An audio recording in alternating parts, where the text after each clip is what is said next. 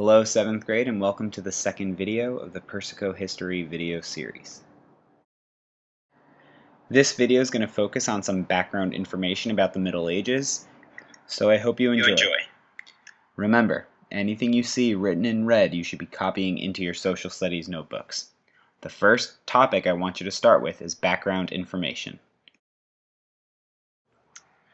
The fall of Rome in 500 AD is often considered the start of the time period known as the Middle Ages. Historians created the term Middle Ages to identify a long period of European history. The word middle is used to identify an era which lies between two others, the ancient world and the modern world. Take a few minutes to copy this down.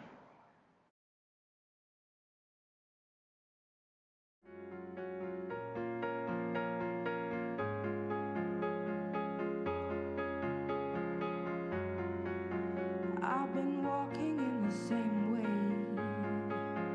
as I did. I'm missing out the cracks in the pavement and tutting my heel and strutting my feet. Is there anything I can do for... The Middle Ages is also known as the medieval time period. This term comes from two Latin words, medium, meaning middle, and aevum, meaning age.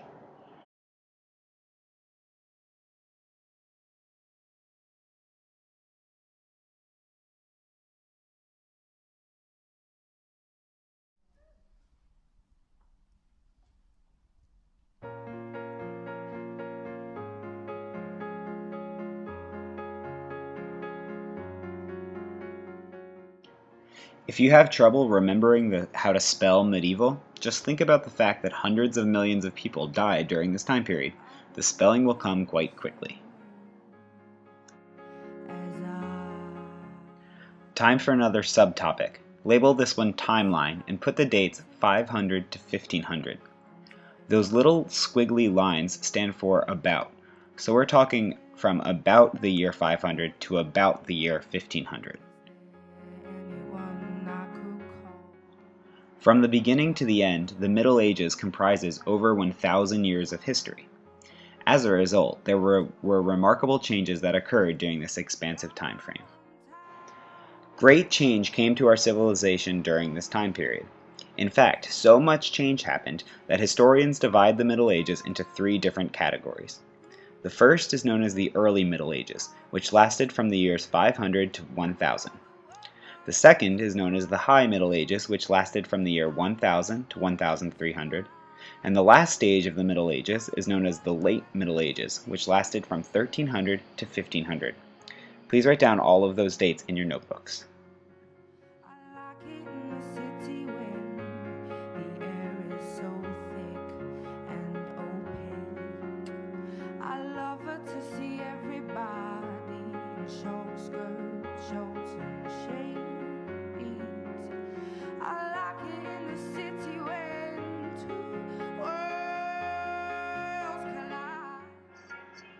By the year 1500, the world of Europe was a completely different place compared to when the Middle Ages first began. During our study of this time period, you should always consider how dramatically the world changed during these years.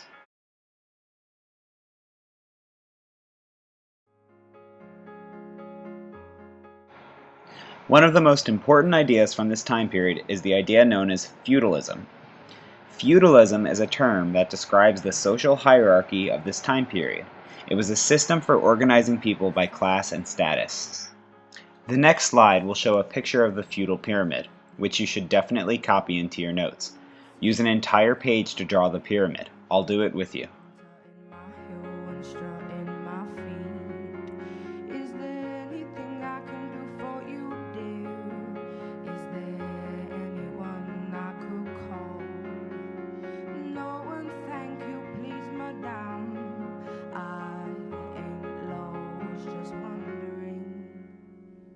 Round my hometown, memories of phrase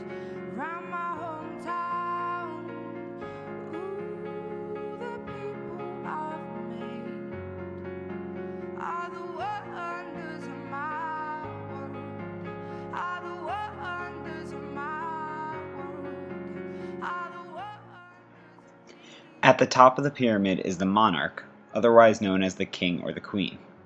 This person is the most powerful in society, and everyone had to listen to his or her rule.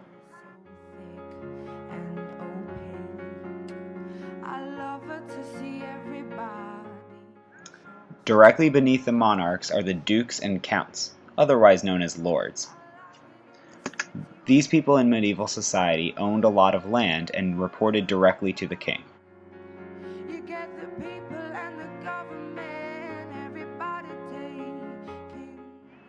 Following the lords are knights and vassals. Vassal is another term for a lesser lord. Both knights and vassals earned a lot of respect from those around them. They were also considered upper class. The next tier down has a bunch of people, including merchants, farmers, and craftsmen. These were the people in society who provided goods and services for everyone else. We'll talk about the job options that people had, as well as the various occupations and what they all did.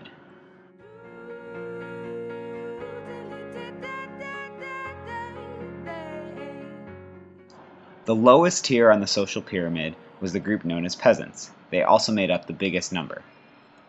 Special peasants who worked on the land were known as serfs. At the bottom were slaves and villains. These were people who didn't have any role in society and were treated horribly. Here's a completed feudal pyramid. Make sure that you've placed all the right titles in the correct spots, and start thinking about the relationships that existed between each of the groups.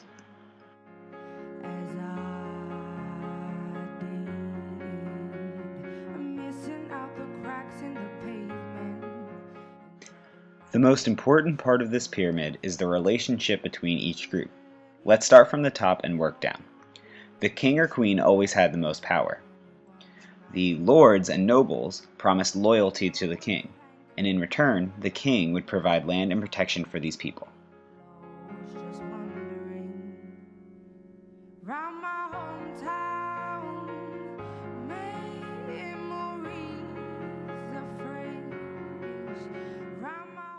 Similarly, the high lords would offer land and money to the knights and vassals beneath them. In return, the knights and vassals promised loyalty and protection for the lords.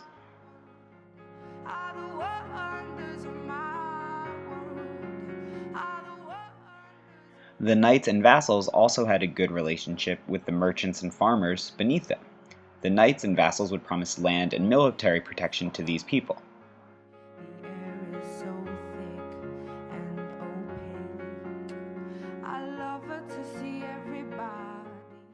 In return, the craftsmen and the merchants could offer the goods that they made, like swords and shields, and the farmers could offer food for the knights and vassals.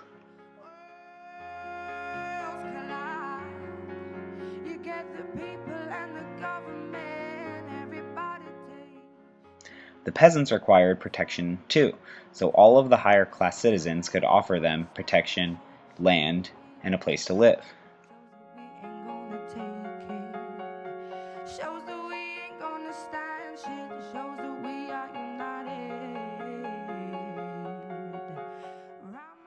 In return, the peasants would promise the upper-class citizens their loyalty and offer most of their crops as payment. It was almost like they paid rent to the people above them by giving them food. Your final subtopic should be peasant life.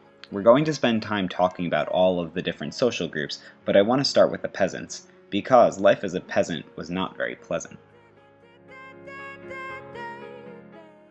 Yes, by the rules of feudalism, the peasants were entitled to protection from raids and war, but they often had to give nearly all they had as a payment. Men, women, and children worked incredibly long hours and had really very little to show for it. Disease also took a heavy toll in the peasants' lives, and few of them lived beyond the age of 35.